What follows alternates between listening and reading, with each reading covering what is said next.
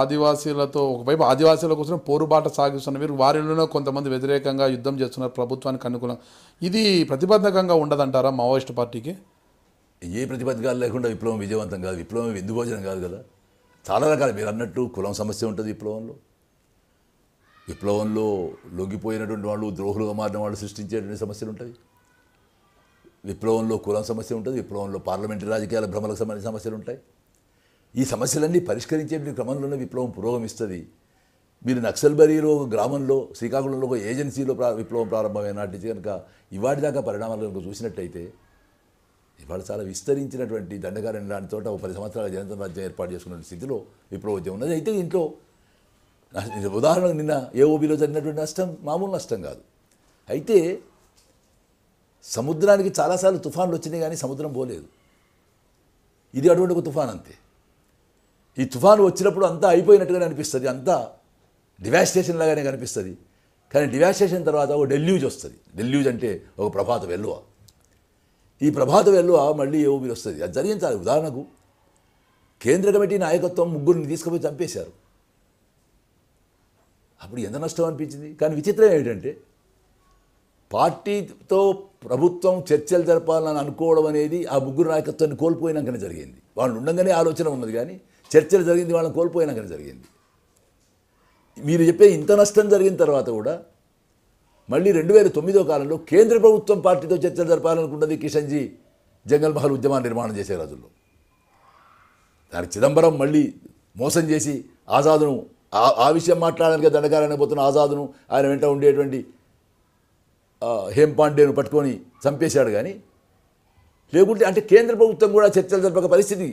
ఇవాళ Maoist party అనేది ఎంత ఎజెండా మీదకి వచ్చిందంటే ప్రతి ప్రజాస్వామ్యవాది ఈ సంక్షోభం నుంచి పరిష్కారం కావాలంటే మావోయిస్ట్ పార్టీతోటి కేంద్ర రాష్ట్ర ప్రభుత్వాలు చర్చలు జరగాలని డిమాండ్ చేసేంత దూరం ఇవాళ మావోయిస్ట్ పార్టీ యొక్క ప్రాబల్యం పెరిగింది.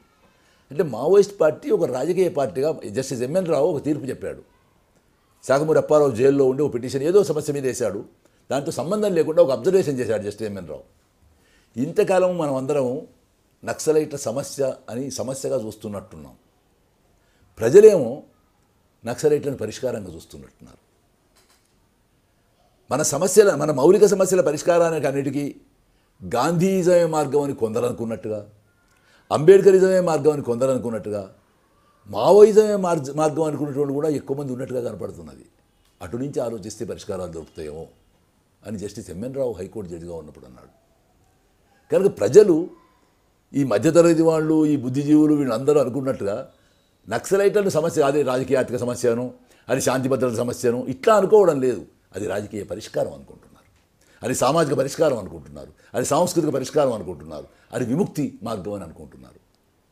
ప్రస్తుతం జరిగిన మల్కన్గిరి ఎన్కౌంటరు అంటే బలిమలకు ప్రతీకారం అంటారా, బాక్సైట్ కోసం ప్రభుత్వం చేయించిందంటారా? బాక్సైట్ కొరకు ప్రభుత్వం ఒక్క బాక్సైట్ కాదు.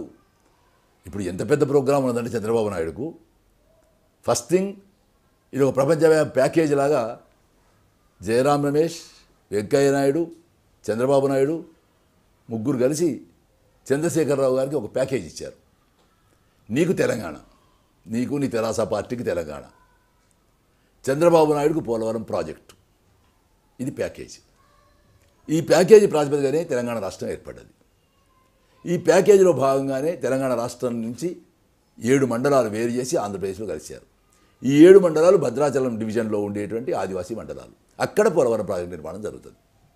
ఖమ్మం జిల్లాలో ఉండే 7 మండలాలు ఇక్కడ మనం ఆలోచించవలసింది ఏమిటంటే ఇవాళ మీరు ఆదివాసులకు భూములు ఇస్తున్నారు, ఇళ్ళు కట్టిస్తున్నారు అని చెప్పారు కదా. ఏ ఆదివాసులకైతే భూములు ఇస్తున్నారని, ఏ ఆదివాసులకైతే ఇల్లు కట్టిస్తున్నారని, ఏ ఆదివాసులకైతే కోట్ల సంక్షేమాలు కూరుస్తున్నారు మీరు అంటున్నారో ఆ ఆదివాసులు 2014లో నిర్ణయం ఏమిటంటే ఈ ఆదివాసులు 3 లక్షల మంది మునిగిపోయే 300 గ్రామాలను పోలవరం ప్రాజెక్టులో ముంచేస్తారు. దీనివల్ల డెల్టా జిల్లాలో ఉండే సంపన్నులకు 3వ కారు పంట పండడం కొరకు 2 లక్షల ఎకరాల భూమి రావచ్చు.